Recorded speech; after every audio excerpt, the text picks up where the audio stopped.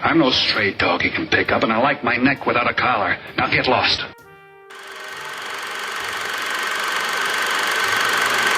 Hello to all the classic people that are returning. I'm glad you're back. I want to welcome any new visitors and let you know that there will be spoilers ahead.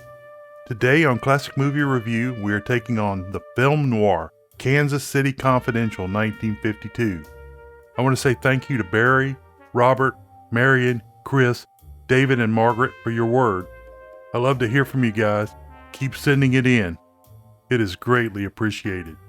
This movie has a fairly low 7.3 rating on IMDb.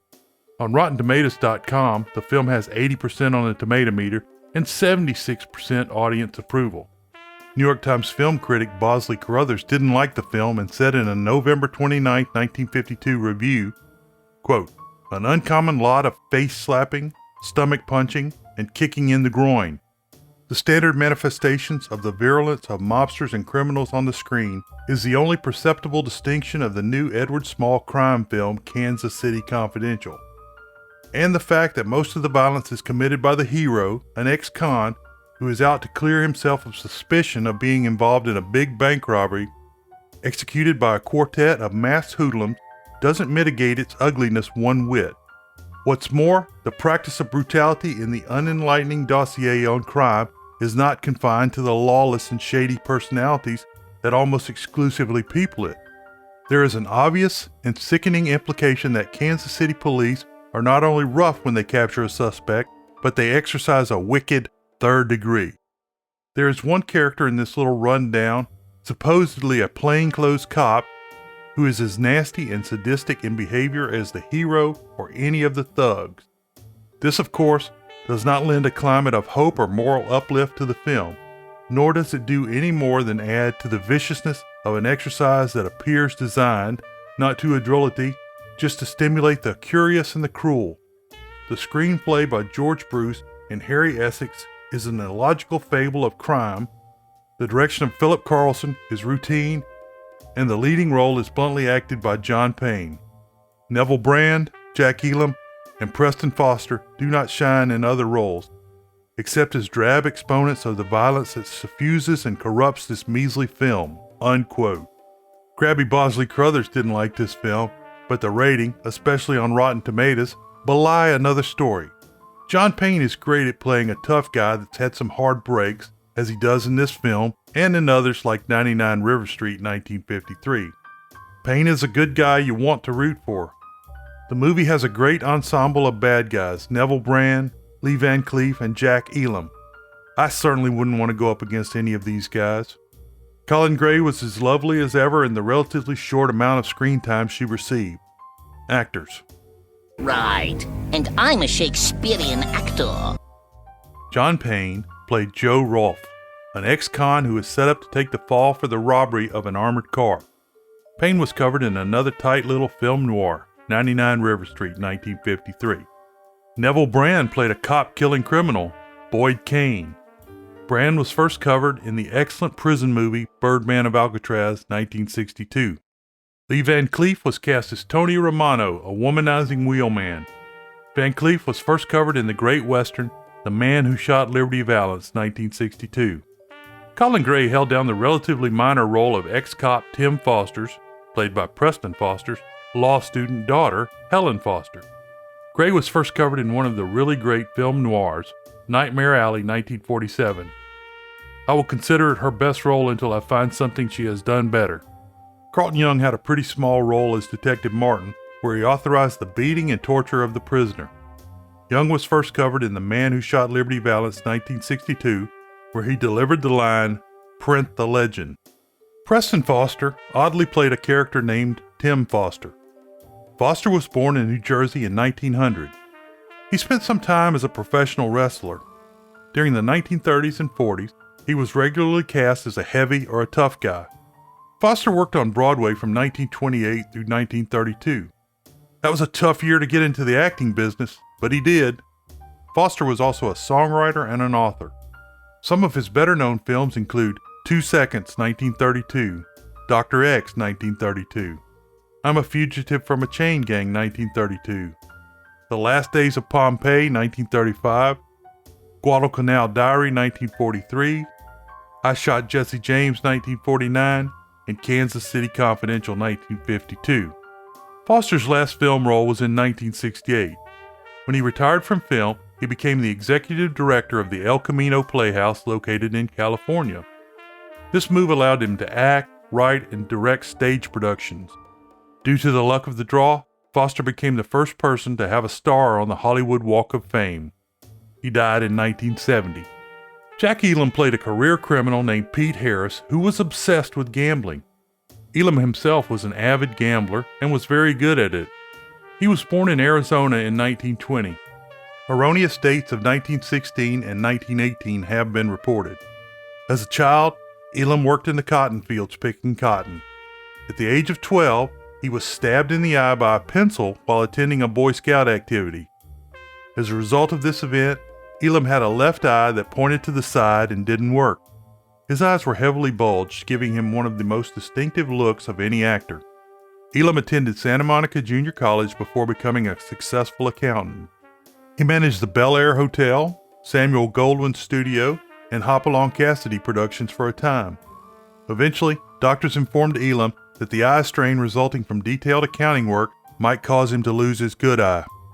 Elam made a deal with a director friend to obtain financing for a film in exchange for roles in 3 pictures. Prior to this, Elam appeared in a short in 1944 and in films in 1947 and 49. One of the deal's films was The Sundowners, 1950, starring Robert Preston. In 1950, Elam had 9 primarily uncredited roles in films. Elam was prolific in film and television roles, with 209 total credits. Some of his better-known films include American Gorilla in the Philippines, 1950, Quicksand, 1950, One-Way Street, 1950, Rawhide, 1951, High Noon, 1952, Rancho Notorious, 1952, Kiss Me Deadly, 1955, The Super Gritty Once Upon a Time in the West, 1968, and Rio Lobo, 1970. Elam made a lot of comedies that include Support Your Local Sheriff, 1969, the Civil War camel comedy Homps, 1976, The Apple Dumpling Gang Rides Again, 1979, and The Cannonball Run, 1981, as Dr. Nicholas von Helsing. I wonder where they found that name. Elam's last credits were in 1995, and he died in 2003. Story. Let me explain. No, there is too much. Let me sum up. The movie begins with a crawl that tells a story is set in Kansas City, and a criminal is pulling off the perfect crime, giving the film its title.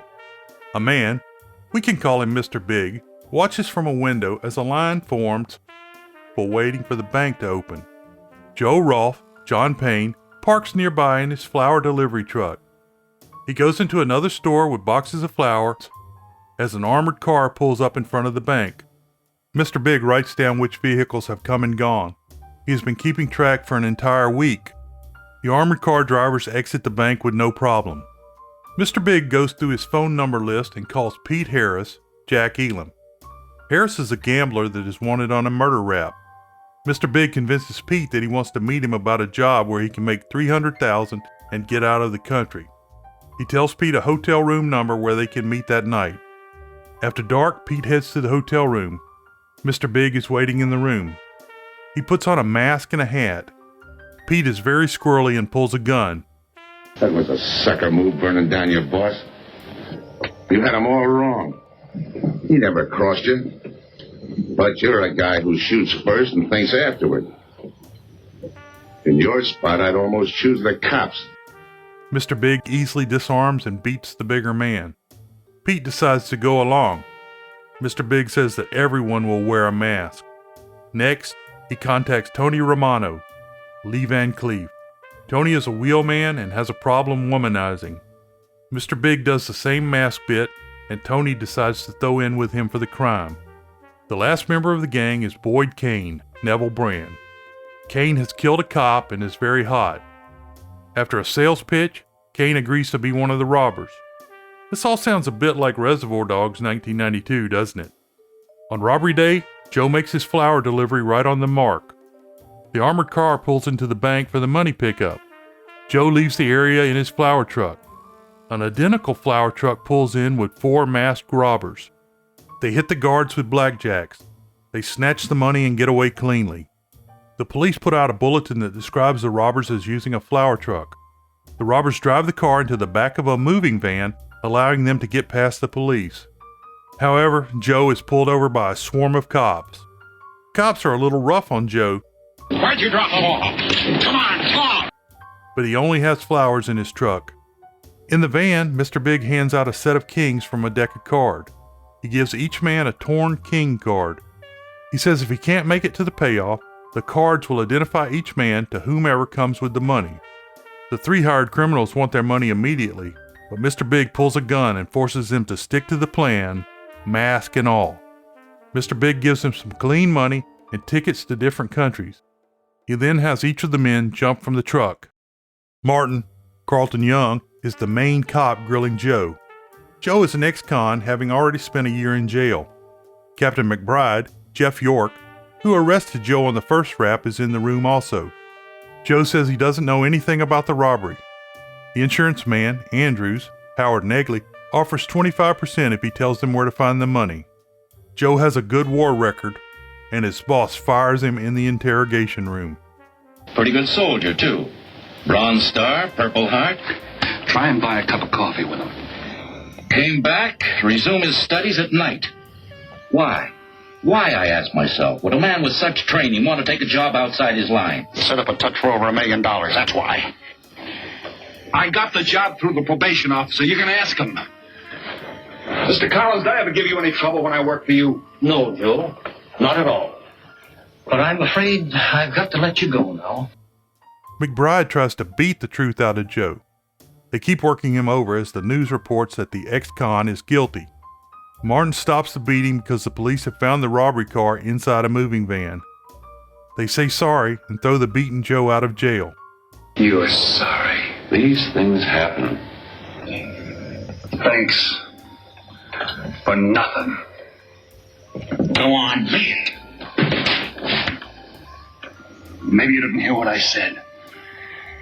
I said for nothing. Joe is still being blamed in the news for the crime. He goes to a restaurant where he has friends. Joe is trying to clear his name. His friend Eddie, Paul DeVoe, tells him to come back around closing time. That night, Eddie's older brother is there. The connected brother says the locals did not set up Joe, but Pete Harris has recently gone to Tijuana. Eddie gives Joe some money before Joe heads out. Afterwards, Eddie's brother asks if Joe was the guy that saved his life on Iwo Jima. Mr. Big sends money and tickets to the men hiding in different countries. Joe makes it to Tijuana and asks to be taken to an illegal gambling joint. He and the cabbie check a few joints before they find Harris because of his crazy eyes. Joe bets against Harris and rattles the killer. Later, Harris pulls a gun on Joe in the alley. Joe is calm and walks away from the killer. He doubles back and follows Harris. Harris gets the letter in his hotel room and is ready to move to the new location. Joe beats Harris and begins searching for the money. Harris pulls a knife and Joe takes it away just like he did with the gun. Joe also finds the mask and the torn card. Finally, Joe says he will turn Harris over to the cops if he doesn't tell the truth. Harris wants to use his ticket to fly to Barrados, Mexico, a resort town. Harris gives him all the information on the crime that he has. Joe says he is going with Harris and there will be a 5-way split. So you were one of the gang. Your plane leaves in 50 minutes, Pete. You're not gonna be on it. Look, I gotta get to Barrados. That wire means $300,000 to me. You're cut. Who set it up? I don't know. Look, we didn't have nothing against you. We didn't even know you. It just fell that way. Lucky me. Who else was in on it? I don't know that either. We all 4 of us wore masks. I thought there were only 3. 3 and the big guy. Joe and Harris go to the airport for a trip to Barrados. Harris is buying cigarettes when some detectives, some cops, and a prisoner they are escorting walk in. The detectives recognize Harris and begin to move towards him. The prisoner shouts out a warning and Harris goes for his gun. However, Joe has taken it away earlier. The cops shoot and kill Harris, making Joe's deception easier to pull off. Harris tries to confess, but he dies before he can. Joe flies to Barado. In Barado's, Kane and Romano are hanging around waiting for their money. Romano is struck by the lovely doe-eyed Teresa, Donna Drake. When are you going to try your hand at some of this fishing, Mr. Romano? In this heat? I got better sport. Kane doesn't know Romano. A man, Timothy Foster, Preston S. Foster, comes into the lobby. Foster is Mr. Big. He leaves to go fishing. The other men have no idea that he is Mr. Big. On the boat, Andrews, the insurance man, visits Foster. During the conversation, we find out that Foster's daughter is studying for the bar exam, and it has been 2 years since he was fired from being a cop. Foster has summoned Andrews about the robbery. He says he can deliver the gang, and they may be responsible for the robbery. Andrews is told to wait for the signal before taking down the criminals. Joe and Foster's daughter, Helen Foster, Coleen Gray, arrive at the resort by taxi from the airport. They have made casual conversation on the ride. Romano reads the register and sees that Joe is signed in as Pete Harris. Foster is surprised when he finds out that his daughter Helen has arrived. Helen has been working on getting her father reinstated as a policeman. Foster is shocked when his daughter tells him that she likes the man she met on the way in, Pete Harris. Joe shows up at a card game where Foster, Romano, and others play poker. Kane is shooting pool. Romano quizzes Joe about his background. Joe drops the torn king on the table to make contact. The 3 criminals all recognize the card. Joe returns to his room, hiding the mask and the plane ticket. He watches from outside as Romano searches the room. Joe attacks Romano and pulls a gun on him. Romano shows his torn king to Joe. Romano thinks they are on the same team. He says Kane is the other guy. The payoff is planned for 2 days in the future. Joe says Kane might be Mr. Big. Romano leaves as Foster tries to figure out the setup. Joe runs into Helen in the lobby. They do a little light flirting and agree to meet the next day. In the morning, Foster sees his daughter and Joe at the pool. Foster gets a telegram saying that Pete Harris was killed in Tijuana. Romano signals Joe to follow him. Joe accidentally drops his gun, and Helen finds it. Foster tries to warn Joe away from his daughter, knowing he is a fake and an ex-con. When Joe goes to his room, Kane and Romano are hiding there and start giving him a severe beatdown. Kane was in prison with Pete Harris and knows that Joe was a fake. They're going to take Joe for a one-way walk, but are interrupted when Helen arrives and comes into the room. Helen knows that they've been fighting, and she gives Joe his gun back. Just a couple of nature lovers. We were chatting about it when you knocked. Well, it must have been a very warm discussion. I just dropped in to return this to you. Thanks. I hardly missed it. I only carry it in case of snakes. Kane and Romano leave. Helen leaves too, not knowing what Joe is up to. Foster drives out of the resort. He hits a bump and the gas can in the back of the car spills. When he cleans it up, the robbery money is shown below. Foster transfers the money to his fishing boat. Foster sends letters to the other men with his half of the torn card, telling them where to meet to receive their money. That night, the 3 men receive their letters. Joe is at dinner with Foster and Helen when he gets his letter. Romano and Foster give him the stink eye. Romano forces Joe to go meet Kane. Foster warns his daughter not to get involved with Joe. Joe gets the jump on Romano and disarms him. Romano should catch a clue at this point. Kane has a gun, but is forced to drop it to save Romano's life. With Kane and Romano disarmed, Joe says that Harris got killed, and he is taking his share because he was framed for the job. I got my invitation to the party. I take Pete Harris' share. You gave Harris the double shuffle. You got it wrong, pal. The cops paid him off in full. Like gambling. A man puts up his bet, he's entitled to be paid off if he wins. Harris lost. What did you put up? A possible 20 years in stir. You're looking at the guy who was framed for the job. That's why I'm cutting myself in, whether you like it or not. The only variable is how Mr. Big will act when Joe shows up instead of Harris. Helen finds Joe outside, and she is somehow still interested in him and his backstory. Helen says she has been around cops and knows that he is in trouble. She tells that her father is a former cop. Joe is super mean to her and sends her away. I'm no fool, Pete. I've been around cops long enough to pick up a few tricks of the trade. Those playmates of yours are pretty obvious. What have they got on you? Look, you're a nice girl, but in case you're thinking of mothering me, forget it. I'm no stray dog you can pick up, and I like my neck without a collar. Now get lost. Now I'm supposed to be hurt. Maybe even cry. But I won't. Foster calls Andrews and sets up the sting to arrest the three patsies. Foster goes to the boat, where he opens the locker so the money can be easily found. When he gets back to the room, Helen is waiting to talk. Helen says that Joe/Harris is in trouble and she wants her father to help him. Foster tells his daughter that Joe is an ex-con. He tries to send Helen home. In the morning, all of the men head for the rendezvous on the boat. Joe narrowly avoids an ambush by Kane and Romano. He gets the drop on the two, again. They fight, but Foster hits them with the car spotlight to stop the struggle. Foster pretends he is going fishing. He offers them a ride, and all three men get into the car. It's a very tense ride to the boat.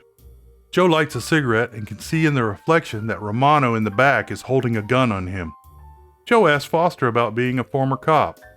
At the dock, Joe is escorted out of the car by Kane and Romano. Foster uses the car spotlight to signal Andrews and the Mexican police. The other three men go into the boat. Joe burns Romano's hand with his cigarette and escapes below deck. Joe closes the locker with the money before Kane and Romano recapture him. Kane goes to see where Foster is located. Joe starts talking to Romano about the money. Joe proposes that they split the money 2 ways instead of 4 ways. When Kane comes back, Romano fires 3 shots into his belly. Romano is about to kill Joe when Foster comes in with a gun drawn. He disarms Romano. Foster says that he is Mr. Big. Foster reveals to Joe that he knows who he is. Joe figures that the only one who would know Harris was in Tijuana was the man who sent him there. He also says that a cop would know you couldn't spend stolen money because of the serial numbers, but the reward would clean it all up. Joe shoves Romano into Foster. Romano draws his gun and shoots Foster. Joe and Romano begin fighting, and after a struggle, Joe shoots Romano. Foster is about to shoot Joe, but decides against it. He asks Joe not to let Helen know he was involved in the crime. Forget it. Mama can't think about sometime. I wouldn't mind so much, Joe, if Helen didn't have to find out. Andrews arrives, and Foster says that Joe provided the tip to catch the criminals. Foster sends Helen his love and dies. Joe is set to get the reward. Andrews tells Helen he is sorry about the loss of her father. He also says that Joe is a fine man. She is happy that her father said for Joe to give her his love. Joe goes to Helen, and they kiss as the movie ends. Conclusions. Oh, that's not right. No. I'm not sure if this was the first movie plot where a group of criminals were assembled without knowing each other. I've already mentioned that it was done for Quentin Tarantino's film Reservoir Dogs 1992. It was also done in the Anderson Tapes 1971 for a high-rise robbery and in the Thomas Crown Affair 1968. Please leave a note in the comments if you know of any others. World famous short summary: the best laid plans of mice and men. This show is now completely free and independent, brought to you without ads. If you enjoyed the show, please subscribe and leave a review where you get your podcast. It really helps the show get found. As a technical note, references and citations are listed for each show on the site at classicmovierev.com. Beware the Moors.